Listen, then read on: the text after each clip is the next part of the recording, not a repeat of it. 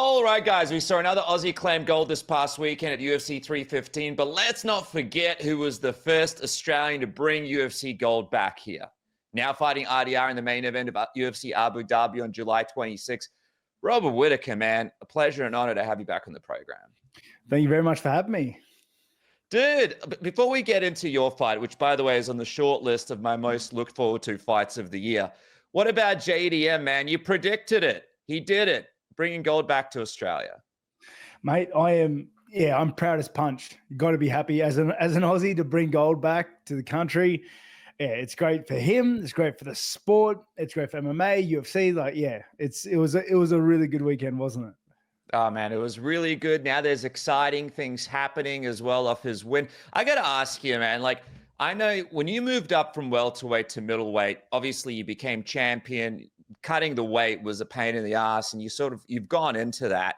What do you think Islam will look like when he moves up to welterweight? Because I hear cutting the weight for him was never the easiest. Do you think it could kind of have a similar effect to you where he might even be able to perform a little bit better a weight class up? Maybe. It's I guess that's the $1 million question. That's the question everybody's asking. And that's kind of the question. It's the same situation as Topuria as well. How good is Topuria? But what's he going to look like up weight division? Same with Islam. By all reports, though, the weight cut was really hard for him, like really, really hard. He's super strong for that weight division, which, you know, must translate well to moving up, making it a little bit easy cut. Maybe he gets a little bigger. It's yeah, I'm very that's the $1 million question. Everybody's asking the same thing. Yeah, Jack's in a pretty cool position of being able to fight someone who's one of the best of all time to do it. I know the first, like when the Bilal fight, you mentioned how you feel like Jack's going to win. How do you feel about this fight with Islam? Obviously, like people bring up Bilal and they say, hey, this is a good sign, right? Like he was able to stop all the takedowns. But Islam's kind of a bit of a different animal when it comes to the type of wrestling that he implements, right? Definitely. But like I said, it is hard to try to get like an accurate gauge on what it's going to look like, not knowing how Islam is going to look when he moves up. Okay, it's always the question everybody asks when anybody is moving up a weight division or down a weight division. Okay, there's so many unknowns involved. But saying that, I think that Islam can do everything that Bilal does, but way better. Okay, way better. So, and the fight, I thought Jack handedly had the fight, but it was a fight. Okay, so I don't think it'll be an easy fight for Jack, but I believe in Jack. I think he's got that X factor. He's got that hunger there. You know, he's got the ticker, and you know, just like with Bilal, just like with Burns before, I think he can do the impossible. I think sometimes with Islam, people defeat themselves before they even get into the octagon because they know they're in for a tough night. And JDM, like you said, he has the ticker. He believes in himself. You know, he'll go in there against anyone just like yourself and challenge himself. Were you one of these guys who were like, well, a lot of people were disappointed that we're not getting the Ilia Topuria Islam fight. Were you one of the guys that was one of your most looked forward to fights? And do you still think that if like Islam wins and Ilia wins, do you still think we get that fight down the track, or do you think that's it for that fight? I am curious. Like I was curious, like anybody else with Topuria versus Makhachev, right? Everybody wanted that fight, but I'm just as excited for Topuria and like Oliveira. I think that'll be such a good gauge as to how Topuria is going to move around in that division, moving up in the weight division, fighting heavier guys, what he looks like. I'm really excited for that proposition as well. Not to mention, I want all the good things for Jack. I want this big fight. I want this chance at forever greatness for Jack. You know what the interesting thing is, going back to when you won the belt, you were about 27, right? When you won the belt? Were you 27? 27 or 26, one of those. 26. So yeah, you were even younger than Jack. I think he's 28 at the moment. What's like the one big piece of advice you'd have for him, just going from your experience of winning the belt so young and so early in your career? It's hard to say. Everybody's different. I think a big thing for me was reestablishing goals. That's a huge one. I think it's a lot of guys. It's a big thing that a lot of champions, guys that reach the top of the game, guys that get the belt wrapped around their waist, struggle to do. Right? They've worked they've worked and they've grinded all throughout their career to work their way up to the pinnacle of the sport, and then they achieve it and they're kind of left in limbo, right? Not knowing where the next goal is, what got them into the gym 6 days a week, you know? So I think having goals and goal setting is super important for any new champion. Hey, let's talk about your division as well, because exciting times all around. We've got DDP and Khamzat set. That's an exciting fight. But what was your reaction when you saw Imavov? He kind of played this interestingly, right? Like he chose not to take a fight. Now he's the backup here. It's hard to say. It's hard to say. I find those backup fighters and that position of being a backup fighter always very tricky, because I find it so hard to train well and to get to that weigh-in point, to get to that weight limit without a known goal in front of me. But I know that's just myself and not everybody. So I don't like that position to begin, to be honest. But there's also the inactivity. You know, you're not fighting. If the fight goes through, you've done a whole camp without a fight at the end of it. So yeah, I don't know. I think it's a personal thing for people and their teams. It's a sneaky one too, right? Because just going off Khamzat's past, he has not made it to some fights, right? You think Imavov's sitting there being like, all right, well, this is the backup fighter. But at the same time, it's like, in terms of percentages and chances, maybe out of all the backups, this is probably the more sought after backup, right? Because we've seen in the past various If factors. you were going to back up a fight, this is the one to do it. The only way it could have been better if Costa. It was Costa and Chimaev. That's the only way I think it could have gotten better. Hey, let me ask you, dude, RdR, like, it's an interesting fight. Obviously, we thought you might be fighting Strickland. Then we saw the rumors about Kaya Bahayo, then maybe Imavov, and now it's RdR. How did you feel when he came across your desk as the next guy? Because it's kind of like he has been one of the best guys to do it outside of the UFC for a while, but I feel like he's really blown up over this past couple of weeks with that win over Bo Nickel. Yeah, and you know, that's the beautiful thing about the sport and the UFC. A good win and a good showing against a good name puts you in the limelight, puts you in a great position to, you know, to move forward, to move upwards. Honestly, I've been preparing for a fight, trying to stay ready for a fight. I was looking for June. I think we spoke about it, but it never kind of came around. And then they came back to me and said, RdR, July, Abu Dhabi. And mate, you know how I love fighting in the Middle East. So I just jumped at the opportunity, said yes, and here we are. There was this funny moment, obviously, with you and Israel when you guys were talking about DDP and you were saying like he's kind of like the best. Well, I think Izzy said he's kind of like the best worst fighter, and he's kind of got this quality about him, this awkward quality that makes him dangerous. And RdR, right? Like he kind of has a similar kind of quality where maybe some of the stuff doesn't look as polished, but you can't deny the fact that it's effective. Do you see some of those kind of awkward similarities there with RdR? Oh, definitely. You got to, yeah. He's an awkward guy. He's of the same mentality, the same school of thought where you just walk forward and punch people, right? I understand the headspace I've got to be into for this fight, and I think it is a great precursor to what I want to do moving forward. His grappling style is pretty cool as well. He's kind of one of these guys who actually weaponizes a lot of the stuff that he does, comes forward and just brings it forward. How do you rate his grappling, what he's able to do in the clinch and the trips and the submissions and on the ground? I mean, he'd have to probably be one of the more dangerous grapplers in the middleweight division now, would you say?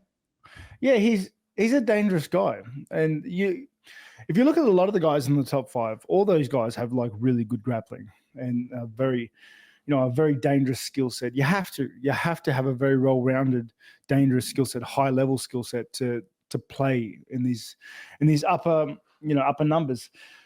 But honestly, I think this fight is going to be one where if I push the pace to where I want it to go, if I control the fight, control the dance, I can I can take the fight where I want it to go. I can really maneuver the fight and push it into places where I'm really strong. All right, guys, before I get back to the interview, I just want to thank my sponsor, MANSCAPED, for making this program possible. Did you guys know with the code word submission, you guys could save 15% off? That's 15% off plus free shipping from all of the great products on the Manscaped website. But I want to talk to you guys about the Chairman Pro. The Chairman Pro is a high-tech, dad-approved grooming upgrade, which is perfect for the Father's Day over there in America. But if it's not Father's Day, it is an electric face shaver that can tackle up to 5 days of growth and features 2 interchangeable blade heads. It's waterproof. The battery life is awesome, up to 75 minutes of runtime on a single charge, but it also showcases the battery level so you know when it's time to recharge with a display.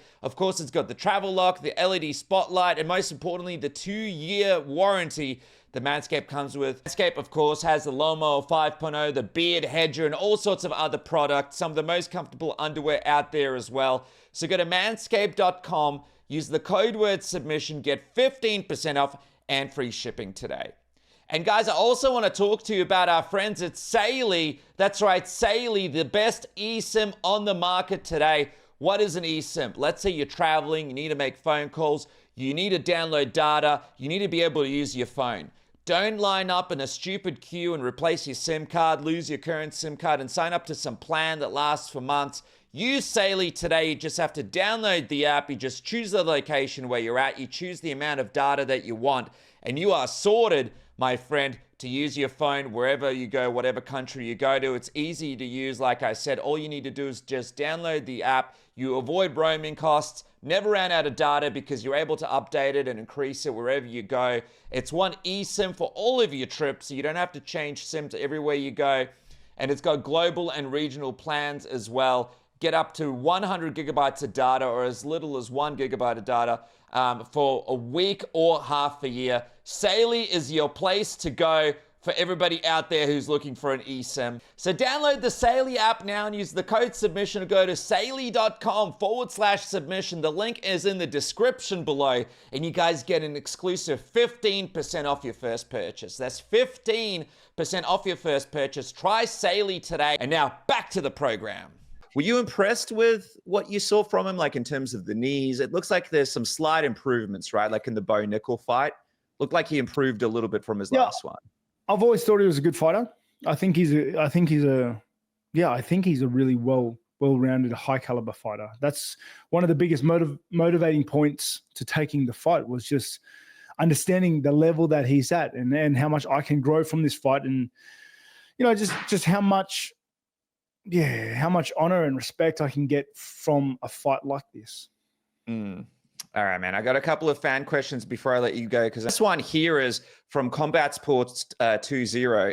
Just asking about 205. Saw you said you wanted to wait and see how this fight goes before you decide whether or not 205 is an option in the future, right? I'm just wondering, what are you looking for from this fight? Is it just a win or lose thing, or are you looking to see how you feel specifically during the fight? Like, what is it that would make you want to potentially move up? I guess it's the weight cut and just how I feel in the fight and around it. I want to try and really push the limit of what I can achieve, and really min-max my calories in, muscle to weight ratio, and just, and see how it all comes together. As we get older, things change. Are you finding that it's a little bit different today? Like when you're cutting the weight down and you're trying to be a middleweight compared to obviously like when you won the belt at 27 or whatever? I guess, honestly, the weight cuts are getting easier. Oh, what? Yeah, the weight cuts are getting easier. So I thought I may as well try and put on some more muscle, put on some more mass, and capitalize on that. And that's kind of where I'm heading with the way things are going. You know what's interesting though? I think people bring up 205 because it's wide open, right? Like we've got Uncle Ive as the champion. Pereira apparently not that keen on fighting him. Olberg maybe in the mix there. Yuri's finishing some university course, and then it's like wide open for you to come in and take over. Do you look at the division sometimes and think, man, like timing wise, this isn't a bad time to do it? Yeah, definitely. If I was a light heavy, I like the idea of the division. I like the idea of the top 10. I like the stylistic matchups for me in the top 10. But that's neither here nor there. I don't put too much energy into it right now. All right. Well, I'm excited to see what happens with that next. Quick one here from Chris I. If you got paid $100,000 per slap, Robert Whittaker, are we getting you into power slap? What do we think here? 100%. 100%? 100K a slap, brother. You're like, I'll do it for less. I'll do it for less. Dude, don't need a trainer or anything. Just rock up. I would love that, man. Big. Okay. We'll put it out into the universe. What would your game plan be? Would you go first or would you go second? What would you do? Mate, who cares? Like, well, if you go first, then you might get 2 slaps. I think you'd be trying to get as many slaps in as possible to get paid more, no? If you're getting 100,000 per slap. Yeah, like I don't know, just rock up. I don't know. What do you do? What do you do? How do you train? How do you actually train? Do people just hit you? I'm not going to train. I'm just going to rock up and just get hit. Like $100,000, dude. For $100,000 to hit. I might get hit by a car for $100,000. Yeah. Oh shit. That's true, man. All right. Last one from you, MMA Alien. You know, people love to hear your thoughts on what's happening in the gaming world. Thoughts on Oblivion Remaster. Yeah, I haven't what are we played thinking it here? I still haven't played it. What are you playing at the moment? What's cooking at the moment? Oblivion more than Skyrim, but I haven't played this yet. Okay, final one here. Strickland, if you win in Abu Dhabi, obviously we spoke about 205, but that is the one fight that everybody is like, man, you guys have never fought each other. Let's say Strickland beats Izzy, you beat RdR. Is he still on sort of your short list of guys that you'd like to match up with? Whilst we're in the same pond, it's always going to be a possibility. But I guess I want to set a statement in this next fight. I want to really, I want to really send a message and work my way up to the title. So that's kind of my focus right now. Awesome, brother. Well, you said you want the fairy tale ending, and that begins, of course, in this fight with RdR. I can't wait to see what happens next, man. As all right, Pop, MMA Arcade, you guys are killing it as well. What's coming up? What can we look out for, dude? You got a lot cooking on the side. Yeah. So we have our podcast, MM Arcade. Sorry, MM Arcade. I can never say it right. Does anyone say it right? Honestly, it took me a few months to work it out. It's a bit of a tongue twister. Yeah. But it's we just light MMA, light game news. We just have a chat. It's good fun. Other than that, I'm in camp now. I'll be around. Probably got some showings coming up, some gigs. Otherwise, you can follow me on my socials, see what I'm up to, and we'll and the gym, dude, right? Grange. Yeah, Great Cement Grange. If you're in the area, come by, come out for have a roll. We've got so many members and like really starting to move along with our fundamentals classes and whatnot. So come down.